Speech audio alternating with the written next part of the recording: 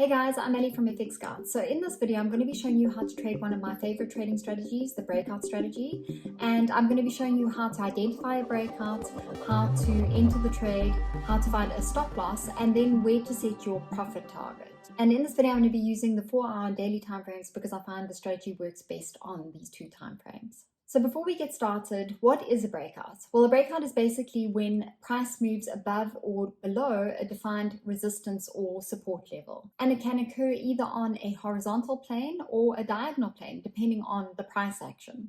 Many traders use technical analysis, including trend lines and particular chart patterns, to determine whether a price has now moved out of a very persistent resistance or support level. The trader then attempts to profit from the price action by entering the trade in the direction of the breakout.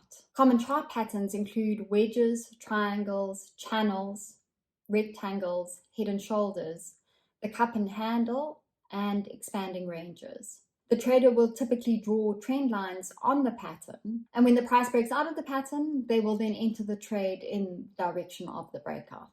So let's quickly have a look at some different illustrations of typical Forex breakout patterns. The first shows a bullish breakout pattern. So you'll see that we have a market that is trending up, but that has found resistance at a horizontal level.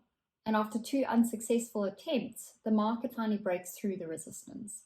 This signals a bullish breakout from a key resistance level. The next illustration shows a bearish breakout pattern. So just as you would expect, the bearish breakout is similar to a bullish breakout, only this time the market breaks to the downside. And after two unsuccessful attempts, the market finally breaks through support, and this signals a bearish breakout from a key support level. Now, the reason that breakout patterns are such important trading strategies is that they often represent the start of increased volatility. By waiting for a key level to break, we can often use this volatility in our favor by joining the new trend as it starts. Now, the reason I like trading breakout patterns is that it is a fairly predictable pattern, but it also produces a very good risk-reward ratio, and it is very easy to set your stop loss and take profit. So generally, there are 4 different parts to this pattern. There's the support, there's the resistance, there's the breakout, and there's the retest. Now, what you can see here is quite similar to the 2 pictures I showed you before, but the major difference is that instead of having one trend line and one horizontal line, we have 2 trend lines. One trend line acts as support, while the other acts as resistance. And this forms what's known as a wedge pattern. And the breakout of this pattern occurs when price moves either below or above the support and the resistance. So let's have a look at a real live chart. This is the USD JPY on the 4-hour chart. And as you can see, the market had worked its way into a wedge pattern. The price consolidated, it got tighter and tighter, and it eventually broke wedge resistance, which then became the new support, and it continued higher. However, it reverses to retest the support and then continues up with huge momentum after that. Now, to get a good idea of how to trade this, I want to take you through the chart step by step. Now, firstly, you'll identify the pattern, as I said, by the price breaking through support or resistance. Your entry will often come on a retest of former support or resistance. But it is important to note that depending on how strong or weak the market is, you may not get a retest. For now, just know that it's best practice to enter on a retest of former support or resistance, depending on which way the market breaks. So you'll enter the market here. Next, we want to look at where you'll set your stop loss. So your stop loss should always be placed above or below the breakout candle at a minimum. So after the retest, you can go long once you see the formation of the green candle. And as always with every trading strategy, this is not foolproof, so it may go against you, but at least if you have your stop loss in place, you will limit your losses. Next, how do you set your target? A place where resistance has been tested multiple times is always a good place for a profit target. As you can see here, the price hit resistance at this level multiple times, so I place my target here. So what kind of risk to reward ratio do we get out of this setup?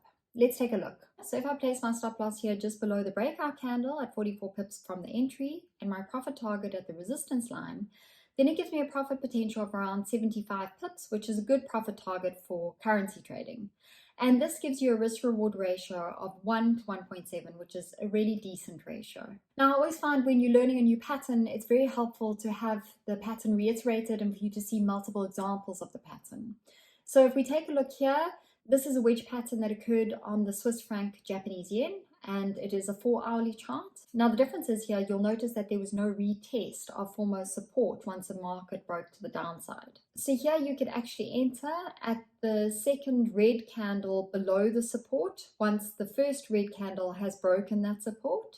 And again, you set your stop above the candle that broke the support and your profit target at a recent support or a support level that has been tested multiple times. So as I bring this lesson to a close, I just want to show you one more trade setup. And this one occurred on the Euro USD 4-hourly chart.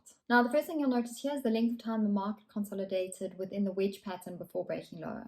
Now, this brings me to a very important point regarding breakout strategies. The longer the market consolidates before breaking out, the larger the volatility will be. And this happens 9 times out of 10, but again, no strategy is foolproof, and this might not always be the case. So in this case, there was a breakout below the support level. You can place your entry at the second candle after the breakout of the support. So you would place your stop loss above the breakout candle at 18 pips above your entry, and you would place your target at a support level that has been tested multiple times.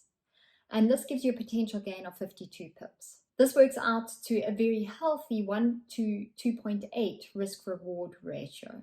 So I hope you've learned a lot from this video and that it gives you a little bit more confidence to trade breakout strategies. But you should be aware that no strategy is without its flaws, and identifying things like support and resistance can be a very subjective experience. Thank you so much for watching. I hope you enjoyed this video. If you have, please remember to subscribe and like. And if you have any questions, send them through to us at fxscouts.com or write a comment in the comment section below.